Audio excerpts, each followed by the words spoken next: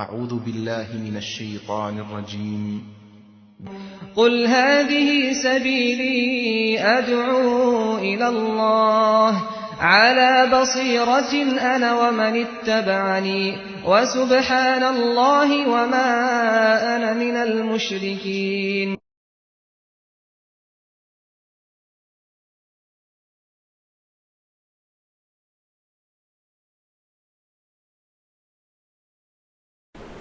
بسم الله الرحمن الرحيم الحمد لله رب العالمين وبه نستعين وصلى الله وسلم وبارك على نبينا محمد وعلى آله وصحبه أجمعين اما بعد. محترم حضرات، آج کی تراویح میں ہم نے 12واں پارہ مکمل کیا اور 13ویں پارے کا کچھ حصہ بھی ہم نے آج کی تراویح میں پڑھا. 12ویں پارے میں جن صورتوں کو ذکر کیا گیا ہے ان میں سے ایک صورت سورہ ہود ہے. سورہ ہود قرآن مجید کی اہم صورتوں میں سے ایک صورت ہے. اس صورت کے اندر اللہ تبارک و تعالی نے مختلف چیزوں کا ذکر کیا ہے. مختلف قوموں کی سرگزشت اس صورت کے اندر بیان کی گئی ہے. مختلف نبیوں کے ساتھ ان کی قوموں نے کیسا معاملہ کیا اور نبیوں کی دعوت کو انہوں نے کس طریقے سے ٹھکرایا، اللہ کی دعوت کو انہوں نے کس طریقے سے انکار کیا، اور پھر اللہ تعالیٰ کا عذاب ان کے اوپر کس طریقے سے آیا. ان تمام چیزوں کا ذکر اس صورت کے اندر کیا گیا ہے. سنن ترمذی کی ایک روایت ہے جس میں بتایا گیا کہ نبی کریم صلی اللہ علیہ وسلم کے سر کے کچھ بال سفید ہو گئے تھے. تو حضرت ابو بکر نے آپ سے پوچھا کہ اللہ کے نبی، آپ کے سر کے بال سفید ہو رہے ہیں، آپ کے بالوں میں سفیدی نمودار ہو رہی ہے، آپ پر بڑھاپے کے آثار نظر آ رہے ہیں. تو آپ صلی اللہ علیہ وسلم نے فرمایا، شیبتنی ہود والواقعہ والمرسلات وعما یتساءلون وَإِذَا الشَّمْسُ كُوِّرَتْ، کہ مجھے قرآن مجید کی کچھ صورتوں نے بوڑھا کر کے چھوڑ دیا ہے. سورہ ہود، سورہ واقعہ، سورہ مرسلات، سورہ نبا اور سورہ تکویر، ان 5 صورتوں کا نام لے کر نبی کریم صلی اللہ علیہ وسلم نے بتایا کہ ان صورتوں نے مجھے بوڑھا کر کے چھوڑ دیا ہے، ان صورتوں کی وجہ سے میرے اوپر بڑھاپے کے آثار ظاہر ہو رہے ہیں. محترم حضرات، سورہ ہود کے اندر اللہ تعالیٰ نے حضرت نوح علیہ السلام کے واقعے کو ذکر کیا، اور نوح علیہ السلام کا واقعہ بڑی تفصیل کے ساتھ اس صورت کے اندر بتایا گیا. پھر نوح علیہ السلام کے واقعے کے بعد حضرت ہود علیہ السلام کا ذکر کیا گیا، جن کو قوم عاد کی طرف رسول بنا کر کے بھیجا گیا تھا. پھر قوم عاد کے بعد قوم سمود کا ذکر کیا گیا، جن کے نبی حضرت صالح علیہ السلام ہیں. ان کی قوم کا ذکر ہوا، ان کے واقعات کا تذکرہ کیا گیا. پھر اس کے بعد حضرت ابراہیم علیہ السلام اور حضرت لوط علیہ السلام کا تذکرہ اس کے اندر ہوا. حضرت لوط علیہ السلام کی قوم نے کس طریقے سے شرارت کی، حضرت لوط علیہ السلام کی شرارت کیا تھی، ان تمام چیزوں کا ذکر کیا گیا. اور ہر قوم کو اللہ تبارک و تعالی نے کس طریقے سے ہلاک و برباد کیا، کس طریقے سے ان قوموں کو اللہ کے عذاب سے دوچار کیا گیا، ان تمام باتوں کا ذکر اس صورت کے اندر اللہ تبارک و تعالی نے کیا.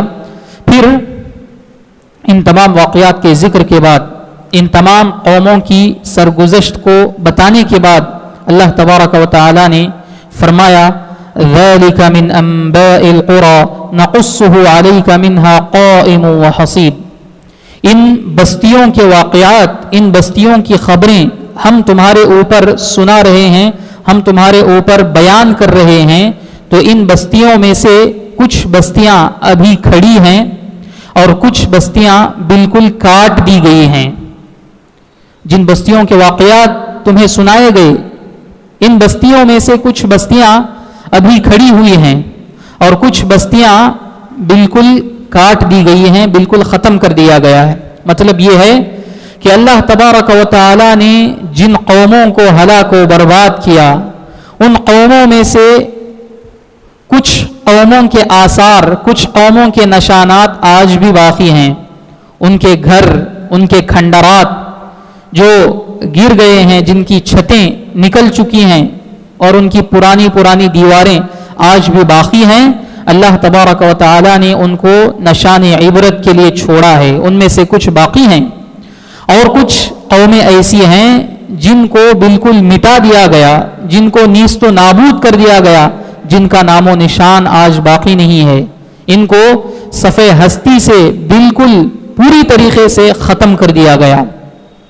اللہ تبارک و تعالی کا عذاب تھا ان قوموں کے اوپر. ذَلِكَ مِنْ أَنْبَاءِ الْقُرَى نَقُصُّهُ عَلَيْكَ مِنْهَا قَائِمٌ وَحَصِيدٌ. پھر آگے اللہ تبارک و تعالی نے فرمایا وَمَا ظَلَمْنَاهُمْ وَلَكِنْ ظَلَمُوا أَنفُسَهُمْ. ہم نے ان لوگوں کے اوپر ظلم نہیں کیا ہے, ہمارا جو عذاب ان کے اوپر نازل ہوا یہ ہماری طرف سے ظلم نہیں ہے, ہم نے ان کے اوپر ظلم نہیں کیا ہے بلکہ انہوں نے خود اپنے اوپر ظلم کیا ہے.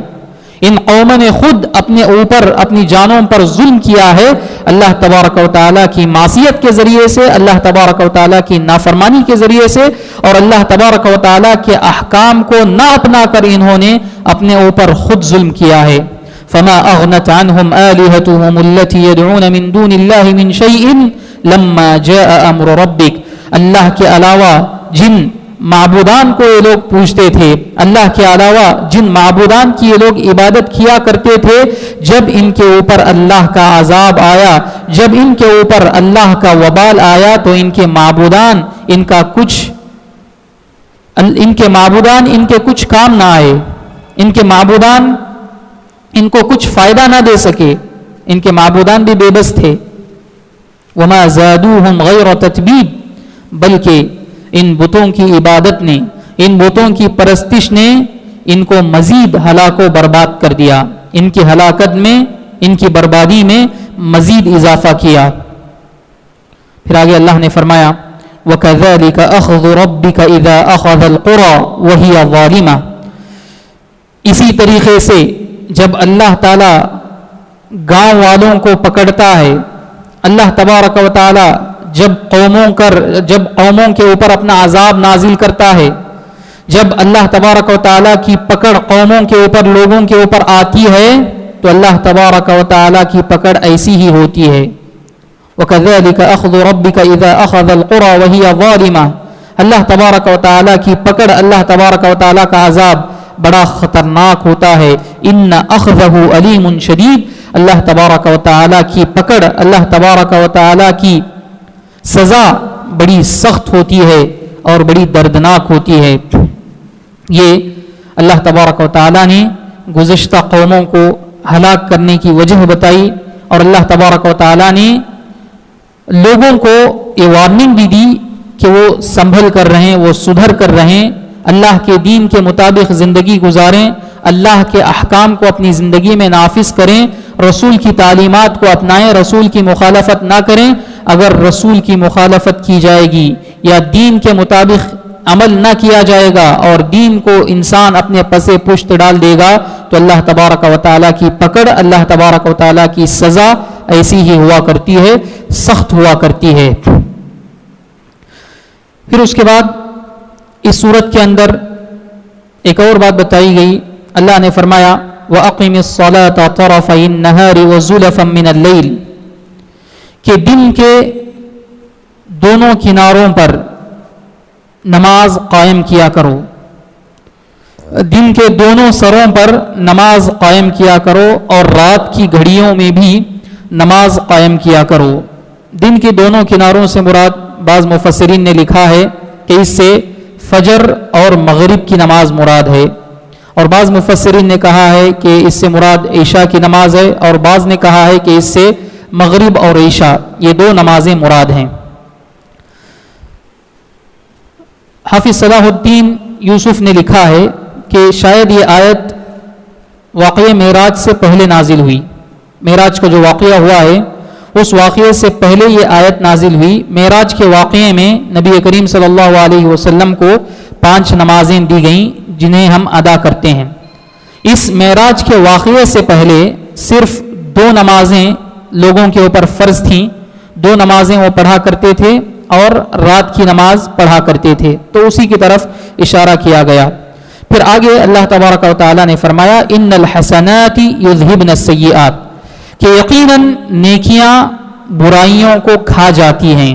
یقیناً اچھائیاں برائیوں کو ختم کر دیتی ہیں. یہاں پر اللہ تبارک و تعالی نے نیکیوں کی یہ تاثیر بتائی ہے کہ انسان اپنی زندگی میں جو نیکیاں کرتا ہے، انسان اپنی زندگی میں جو حسنات کماتا ہے، ان نیکیوں کا ایک فائدہ انسان کو یہ ہوتا ہے کہ ان نیکیوں کی وجہ سے انسان کے گناہ معاف ہو جاتے ہیں، انسان کے صغیرہ گناہ دھل دیے جاتے ہیں، انسان گناہوں سے پاک ہو جاتا ہے.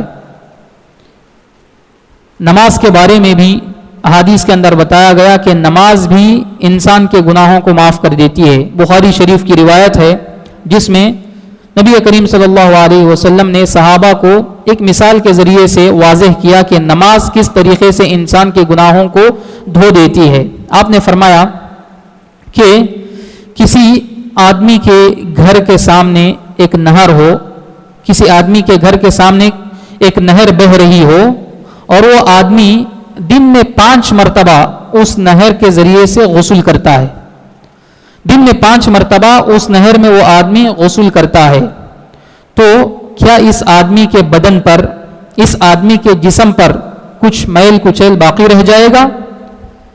تو صحابہ نے جواب دیا کہ اس آدمی کے جسم پر کوئی میل باقی نہیں رہے گا، اس آدمی کا جسم بالکل صاف ستھرا رہے گا. تو نبی کریم صلی اللہ علیہ وسلم نے بتایا کہ یہی مثال 5 نمازوں کی ہے. جب انسان دن میں 5 نمازیں ادا کرتا ہے تو اس آدمی کے گناہ اسی طرح دھل دیے جاتے ہیں جس طریقے سے ایک آدمی 5 مرتبہ کسی نہر میں غسل کرنے کی وجہ سے اس کے بدن سے میل کچیل چلا جاتا ہے، ختم ہو جاتا ہے. یہ نیکیوں کی تاثیر ہے، یہ نمازوں کی تاثیر ہے. جب انسان نمازیں ادا کرتا ہے، نیکیاں کرتا ہے، تو نیکیوں کے جہاں بہت سارے فائدے انسان کو حاصل ہوں گے اس دنیا کے اندر اور آخرت کے اندر، تو ان میں سے ایک اہم فائدہ یہ بھی ہے کہ انسان کے گناہ معاف کر دیے جاتے ہیں. انسان کے چھوٹے چھوٹے گناہ، انسان کے صغیرہ گناہ اللہ تبارک و تعالی انسان کی نیکیوں کے ذریعے سے معاف کر دیتا ہے. انسان کی نیکیوں کی برکت سے ان گناہوں کو اللہ تعالی دھو دیتا ہے. اس لیے انسان کی یہ فکر ہونی چاہیے، انسان کی یہ حرص ہونی چاہیے کہ وہ نیکیوں کو غنیمت جانے، وہ نیکیاں اپنی زندگی میں کمائے، زیادہ سے زیادہ نیکیاں حاصل کریں. اس لیے کہ یہی نیکیاں اس کو مرنے کے بعد کام آئیں گی، یہی نیکیاں قیامت کے دن اس کے کام آئیں گی. اس کا مال، اس کی دولت، اس کے رشتہ دار، یہ سب کچھ مرنے کے بعد قیامت کے دن کام آنے والے نہیں ہیں. محترم حضرات، اس سورت کے نازل کرنے کے جو مقاصد ہیں ان میں سے ایک مقصد یہ بھی ہے کہ اس سورت کے ذریعے سے نبی کریم صلی اللہ علیہ وسلم کو تسلی دی گئی ہے. نبی کریم صلی اللہ علیہ وسلم مشرکین کی ایذا رسانیوں کی وجہ سے، مشرکین کی تکذیب کی وجہ سے اور مشرکین کی قسم قسم کی حرکتوں کی وجہ سے نبی کریم صلی اللہ علیہ وسلم اور آپ کی دعوت کے خلاف، ان تمام چیزوں کی وجہ سے اللہ کے نبی پریشان رہا کرتے تھے. اللہ کے نبی صلی اللہ علیہ وسلم اپنے دل میں تنگی محسوس کیا کرتے تھے. تو اللہ تبارک و تعالی نے اس سورت کو نازل کیا. اس سورت کے ذریعے سے گزشتہ نبیوں کے واقعات کو اللہ تعالیٰ نے اپنے نبی کو سنایا تاکہ ان واقعات کے ذریعے سے نبی کے دل کو تسکین حاصل ہو، نبی کے دل کو تسلی حاصل ہو کہ یہ جو ستایا جا رہا ہے، یہ جو مخالفتوں کا طوفان میرے خلاف کھڑا کیا جا رہا ہے، یہ میرے ساتھ کچھ نیا نہیں ہے، بلکہ مجھ سے پہلے جو انبیاء آئے ہیں ان تمام انبیاء کے ساتھ ایسا ہی ہوا ہے، ان کی قوموں نے ایسا ہی سلوک کیا ہے. اللہ تبارک و تعالی نے حضرت نوح علیہ السلام کا واقعہ ذکر کرنے کے بعد اس سورت میں حضرت نوح علیہ السلام کے واقعے کے اختتام کے بعد اللہ تبارک و تعالیٰ نے فرمایا تلک من انباء الغیب نوحیها الیک ما کنت تعلمها انت ولا قومك من قبل هذا، کہ اے نبی یہ غیب کی خبریں ہیں، یہ غیب کے واقعات ہیں جن کو ہم آپ کی طرف وحی کر رہے ہیں، وحی کے ذریعے سے ان غیب کی باتوں کو ہم آپ کی طرف ارسال کر رہے ہیں، ان غیب کی باتوں سے ہم آپ کو آگاہ کر رہے ہیں۔ اس وحی کے آنے سے پہلے، اس قرآن مجید کے نازل ہونے سے پہلے آپ کو یا آپ کی قوم کو ان تمام واقعات کا علم نہیں تھا۔ حضرت نوح علیہ السلام کے واقعے کا علم آپ کی قوم کو نہیں تھا، نہ آپ کو تھا۔ وحی کے ذریعے سے ان تمام واقعات کو اللہ تبارک و تعالی نے تمہیں بتایا ہے۔ ما كنت تعلمها انت ولا قومك من قبل هذا، پھر آگے اللہ نے فرمایا فاصبر ان العاقبۃ للمتقین، اے نبی حضرت نوح علیہ السلام نے اس دعوتی زندگی کے اندر، اس دعوتی راہ میں جس طریقے سے صبر و ثبات کا مظاہرہ کیا، جس طریقے سے صبر سے کام لیا، آپ بھی اپنی دعوتی زندگی کے اندر صبر سے کام لیجئے۔ آپ صبر کریں اور اس بات کا یقین رکھیں کہ انجام کار متقیوں کے حق میں ہوگا۔ انجام کے اعتبار سے متقی لوگ، نیک لوگ ہی اچھے ہوں گے، اچھا انجام نیک لوگوں کے حق میں ہوگا۔